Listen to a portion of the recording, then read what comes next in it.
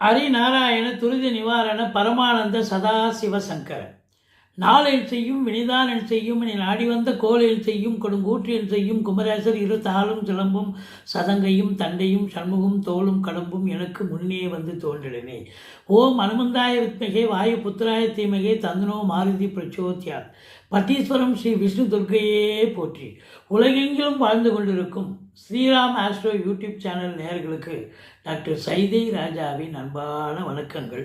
நாம் இப்பொழுது இந்த எபிசோடில் வார ராசி பலன்கள் ஆகஸ்ட் 17 முதல் 23 வரைக்கும் உள்ளடக்கிய நாட்களுக்கு கிரகங்கள் ஒவ்வொரு ராசிக்கும் எப்பேற்பட்ட பலனை வழங்கப் போகிறது என்பதை பார்க்கலாம் வாங்க.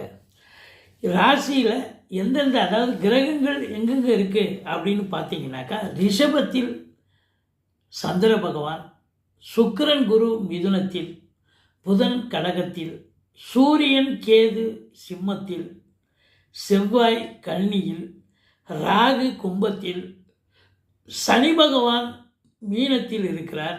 இந்த வாரம் கிரகங்கள் மாறும் இல்லையா, தினமுக்குள் சந்திரன் மட்டும் மாறுறார். அதாவது ரிஷபத்தில் இருக்கக்கூடிய சந்திரன் இந்த வார இறுதியில் சிம்மம் வரை சென்று, அதாவது ரோகிணியில் ஆரம்பித்து மக நட்சத்திரம் வரைக்கும் சஞ்சாரம் செய்கிறார் இந்த சந்திர பகவான். மற்றபடி 22/8/2025 சர்வ அமாவாசை திதி வருகிறது. எங்களுடைய வீடியோ பிடிச்சிருந்தால் லைக் பண்ணுங்கள், ஷேர் பண்ணுங்கள், சப்ஸ்கிரைப் பண்ணுங்கள். மறக்காமல் சப்ஸ்கிரைப் பண்ணுங்கள். நீங்கள் கொடுக்குற ஆதரவு தாங்க எங்களுக்கு மூச்சாக இருக்குது, சுவாசமாக இருக்கிறது. சுவாசம். வாங்க ராசிக்குள் செல்லலாம். ரிஷபராசி அன்பர்களுக்கு வணக்கம். ரிஷபராசி காலபுருஷனுக்கு 2வது ராசி. சுக்கிர பகவான் ஆட்சி பெறும் வீடு. இப்பொழுது சுக்கிரன் எங்கே இருக்கார் அப்படின்னா 2ஆம் இடத்துல இருக்கார், குருவோடு இருக்கார். நல்லவன் நல்ல இடத்துல இருக்கிறது ரொம்ப சிறப்பு. இதில் கிருத்திகை 2, 3, 4 பாதங்கள், ரோகிணி மிருக சீரிஷம் 1, 2 பாதங்கள் உள்ளடக்கியது. ராசிநாதன் நல்ல இடத்துல இருக்கார். குருவும் தனக்காரகன் என்று சொல்லக்கூடிய குரு தனஸ்தானத்தில் இருக்கிறார். தனஸ்தானாதிபதி என்று சொல்லக்கூடிய புதன் கடகத்தில் இருக்கிறார். 4க்குடைய சூரியன் 4ஆம் இடத்தில் ஆட்சி பீடத்தில் இருக்கார். ஆனால் கேதுவோடு இணைஞ்சிருக்கார். இதையும் தாண்டி குரு பார்வை கோடி நன்மை. 6ஆம் இடம், 8ஆம் இடம், 10ஆம் இடத்தை குரு பார்க்குது. 11ல் சனி இருந்தாலும் அது வக்ரகதியில் இருக்குது. அப்போ 10ல் இருப்பதாக ஒரு ஐதீகம். மற்றபடி கிரகங்களுடைய சஞ்சார நிலைகள் மிக மிக உன்னதமாக இருப்பதால் இந்த ரிஷப ராசியில் பிறந்த அன்பர்களுக்கு இந்த வாரம் பல நன்மைகளை செய்யக்கூடிய ஒரு அமைப்பு இருக்குது. சந்தோஷமான ஒரு வாரமாக இது விளங்க போகிறது அப்படின்னு சொல்லலாம்.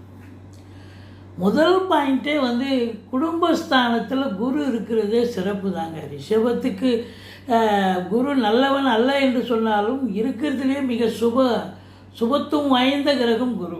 அப்போது தன காரகன் தனஸ்தானத்தில் இருப்பது, ராசிநாதன் 2ஆம் இடத்தில் இருக்கிறது, சூப்பர். அப்போது 2ஆம் இடம் வலுப்பெறுகிறது. உங்களை பொறுத்தவரை அச்சிக்க முடியாதுங்க. குரு அங்கே இருக்கிற வரைக்கும் சுக்கிரனும் அங்கே தான் இருக்கார். அப்போ பொருளாதாரத்தில் ஒரு அளவு கடந்த ஒரு வருமானம், சுபீட்சத்தை கண்டிப்பாக பார்த்தே ஆகணும். ஏதோ ஒரு காசு கண்டிப்பாக புழங்கும், வந்துக்கிட்டே இருக்கும். காசு பணம் புழங்கக்கூடிய ஒரு காலகட்டம். அதுவும் ஃபைனான்ஸு தொழில் பண்ணக்கூடியவர்கள் ரொம்ப அற்புதமாக பண்ணுவாங்க. பாருங்கள், 2 அதாவது இவர் குரு அற்புதமானவர். சுக்கிரன் அதை விட ரொம்ப சூப்பர். அதாவது இருக்கிற சொஃபஸ்டிகேஷன் எல்லாத்தையும் வாரி வழங்கக்கூடியவர் அவர் தான். வாழ்க்கையில் சுகபோகத்தை அனுபவிக்கணும்னா அது சுக்கிரன் தான். அப்போ சுக்கிரனும் குருவும் ஒன்றா சேர்ந்துருக்கிறாங்க. தேவகுரு அசுரகுரு சேர்ந்துட்டாங்கன்னு சொன்னால், அப்போ இந்த ரிஷபராசி அன்பர்களுக்கு ஒரு கொண்டாட்டமான ஒரு வாரம் இது. எதை தொட்டாலும் சக்ஸஸ், பெரிய லெவலில் சம்பாத்தியம், நல்ல ஒரு பண வரவு, குடும்பத்தில் ஒரு அமைதி, நிம்மதி, சந்தோஷம், குதூகலம் ஏற்பட போகிறது என்று சொன்னால் மிகையாக. உங்கள் சொல்லுக்கும் செயலுக்கும் மதிப்பு மரியாதை கண்டிப்பாக கிடைக்கும். வாக்கினை தொழிலாக கொண்டு செயல்படக்கூடிய இந்த ரிஷபராசி அன்பர்கள், ஏற்கனவே ரிஷபராசியில் பிறந்தவங்க ரொம்ப அறிவு ஜீவின்னு நம்ம பல இதில் சொல்லியிருக்கோம். இப்போ இதில் வாக்குஸ்தானத்தில் வேறு குருவும் ராசிநாதனும் இருக்கிறது. இன்னும் வாக்கினை தொழிலாக கொண்டு செயல்படக்கூடிய வழக்கறிஞர்கள், ஆசிரியர்கள், பேராசிரியர்கள், இலக்கியவாதிகள், சொற்பொழிவாளர்கள், மேடை பேச்சாளர்கள், மற்றபடி ஜோதிடர்கள், டாக்குமெண்ட் ரைட்டர்ஸ்னு எவ்வளோ பேர் சொல்லிக்கிட்டே போகலாம். இவங்க எல்லாருக்கும் பார்த்திங்கன்னா ஒரு அற்புதமான நேரம் ஷைன் ஆகும். இது நாள் வரைக்கும் எங்கேயா இருந்த நீ இவ்வளோ திறமையை வச்சு அப்படின்னு கேட்குற அளவுக்கு ஒரு வழக்கறிஞராக இருக்கா, நல்லா ஆர்குமெண்ட் பண்ணி நல்லா சக்ஸஸாக கேஸ் வின் பண்ணுவார்னா அப்போ அவருக்கு செல்வாக்கு கூட போகுது. பொதுமக்களிடையே அங்கே இருக்கிறவங்க பார்த்து சந்தோஷப்படுவாங்க. நிச்சயமாக செல்வாக்கு உயரப்போகிறது. செல்வாக்கு உயர்ந்தால் எல்லாமே ரேட்டிங்கே கொடுந்தாலே. அப்படி இருக்கும் பட்சத்தில் குடும்பத்தில் சுப நிகழ்ச்சிகள் நடத்தலாமா? இதனால் வரையும் நடத்தாமல் இருந்திருப்பீங்க, இப்போ நடத்தலாமான்னு உட்காந்து குடும்ப உறுப்பினர்கள் உட்காந்து பேசி முடிவெடுப்பீங்க. 4ஆம் வீட்டு அதிபதி 4இல் ஆட்சி பெறுகிறார். வீடு வாங்கலாமா, தோட்டம் துறவு வாங்கலாமா, வீடு கட்டலாமா, மாடி வீடு கட்டலாமா அப்படிங்கிற ஒரு எண்ணம் உதயமாகும். அது சுபத்தன்மையில் முடியுமா? கண்டிப்பாக சுபத்தன்மையில் முடியும். கேது இருந்து சில பிரச்சனைகளை கொடுப்பார். இருந்தாலும் இறுதியில் நீங்கள் சாதிக்கக்கூடிய ஒரு நிலை கண்டிப்பாக ஏற்படும். என்ன, வண்டி வாகனங்கள் செலவு வைக்கும், பழுதாகும்.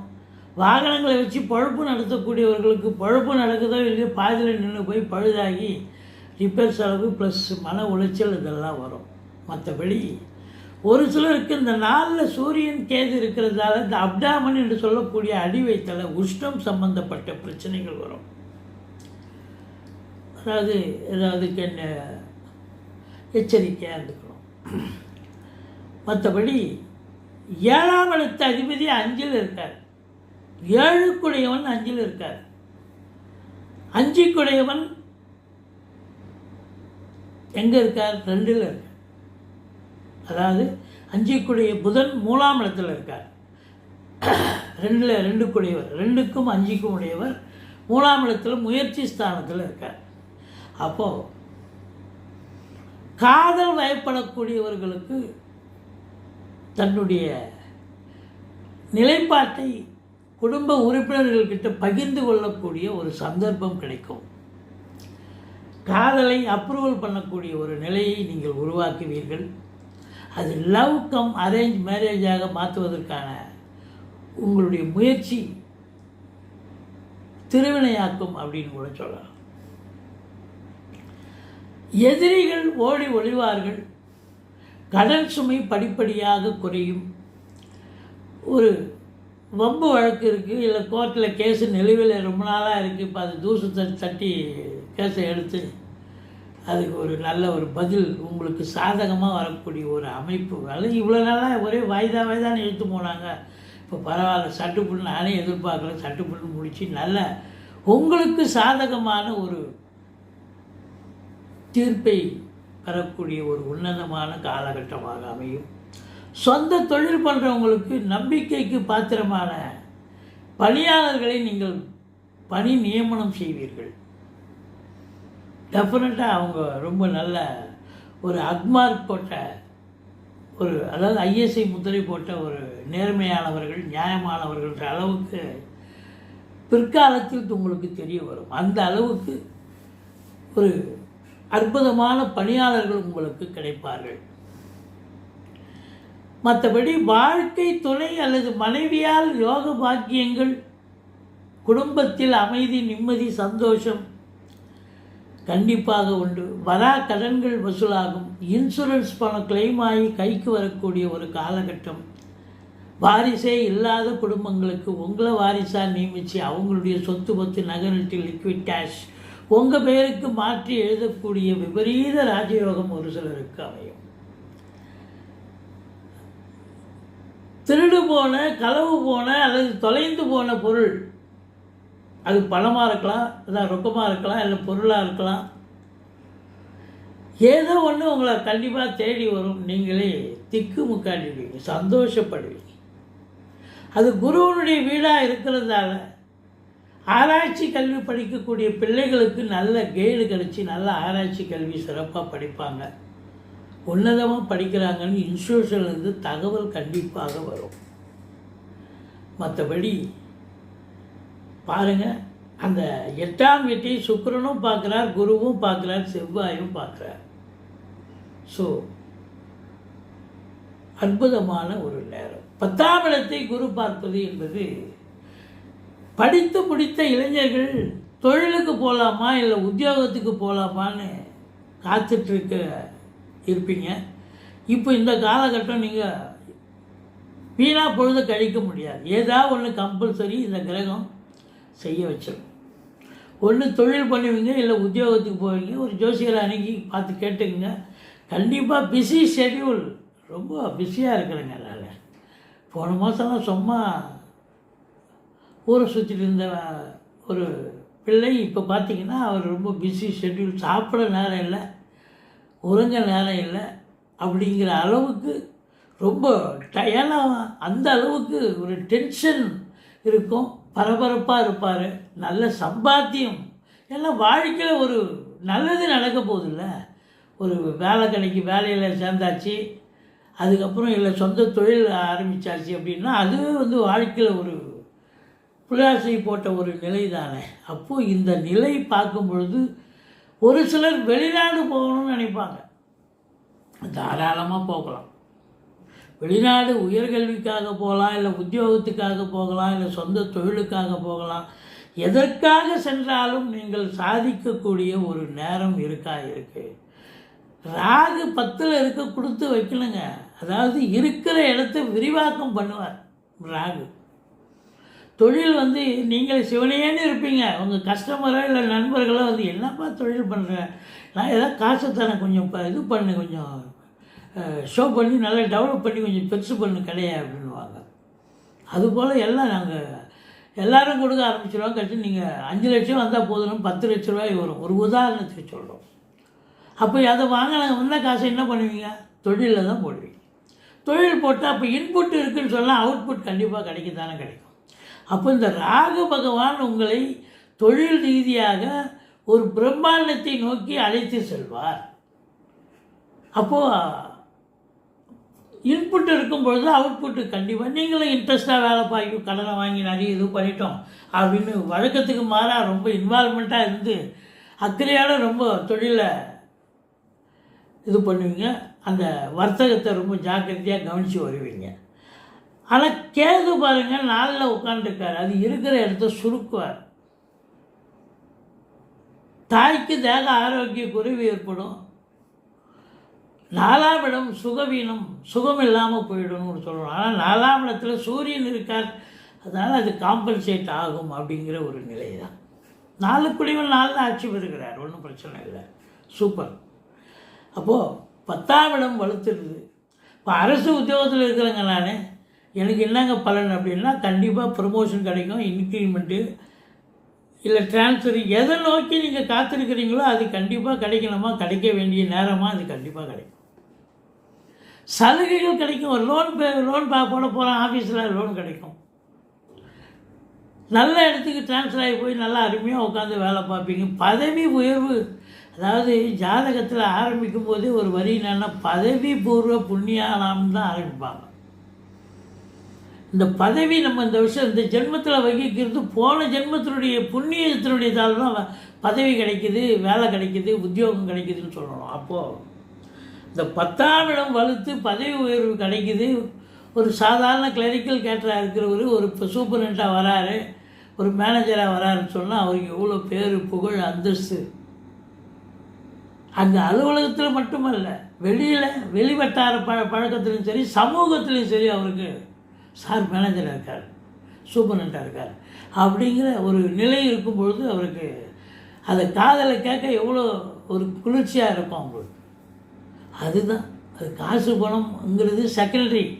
ஆனால் உலகம் நம்மளை பாராட்டுகிறது, நம்மளை வணங்குகிறது அப்படின்னு சொல்லும் பொழுது அவங்க எவ்வளோ பெரிய இதில் இருப்பாங்க, சந்தோஷத்தில் இருப்பாங்கன்னு பாருங்கள். இந்த பதவி உயர்வு, இந்த கவர்மெண்ட்டில் வேலை பார்த்தாலும் சரி, தனியார் துறை, கவர்மெண்ட்டில் கொஞ்சம் அதிகம், தனியார் துறையில் நல்ல ஒரு இது தான், ஒன்றும் குறை இல்லை.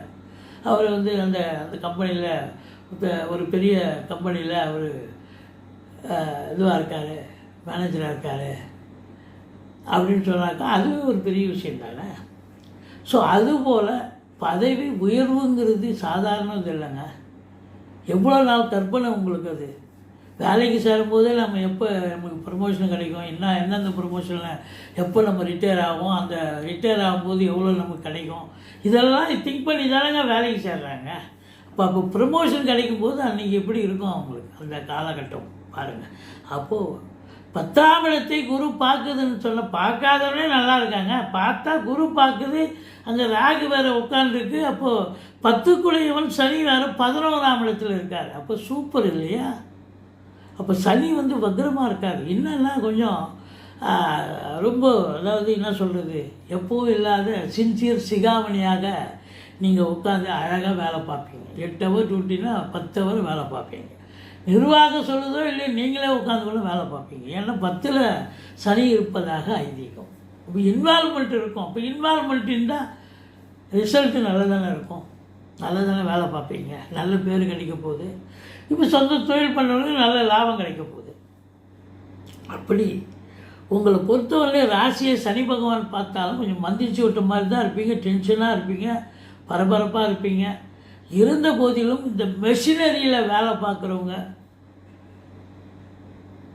கட்டிட நிபுணர்கள், கட்டிடத்தில் வேலை பார்க்குற மேஸ்திரி, அதுபோல் இந்த கம்பி கட்டுறவங்க, அதுபோல் கார் ஓட்டுறவங்க, மிஷினரி ஆப்ரேட் பண்ணுறவங்க, ஏன்னா சனி செவ்வாய் பார்வை இருக்குங்க. அதனால் கொஞ்சம் எச்சரிக்கையாக இருக்கணும். எந்த நேரம் ஒரு செகண்டில் மிஸ் ஆகிடுச்சுன்னா கை போயிடும், கால் போயிடும். அப்புறம் நல்லா இருந்தவங்களுக்கு அப்புறம் ஊனங்கிற ஒரு இதுவாகிடும் இல்லைங்களா. அதனால் ரொம்ப சர்வ ஜாக்கிரதையாக இருக்கணும். மற்றபடி நீங்கள் வணங்க வேண்டிய தெய்வம் அப்படின்னு பார்த்தீங்களா, 7ஆம் இடத்து அதிபதி நல்லா தான் இருக்கார், ஒன்றும் குறையில்லை. முருகப்பெருமானை வழிபாடு செய்யுங்கள், பட்டீஸ்வரம் ஸ்ரீ விஷ்ணு துர்க்கையை போற்றுங்கள், ஆஞ்சநேயரை வழிபாடு செய்யுங்கள், வாராகி அம்மனை வழிபாடு செய்யுங்கள். வாழ்க்கை வளமோடும் நலமோடும் அமையப்போகிறது. ரிஷப ராசியில் பிறந்த அன்பர்களுக்கு இந்த வாரம் உண்மையிலேயே ஜெயிக்கக்கூடிய சந்தோஷமான அற்புதமான ஒரு வாரம் என்று சொன்னால் மிகையாகாது. எங்களுடைய வீடியோ பிடிச்சிருந்தால் லைக் பண்ணுங்கள், ஷேர் பண்ணுங்கள், சப்ஸ்கிரைப் பண்ணுங்கள், மறக்காமல் சப்ஸ்கிரைப் பண்ணுங்கள். நன்றி. வாழ்க வளமுடன்.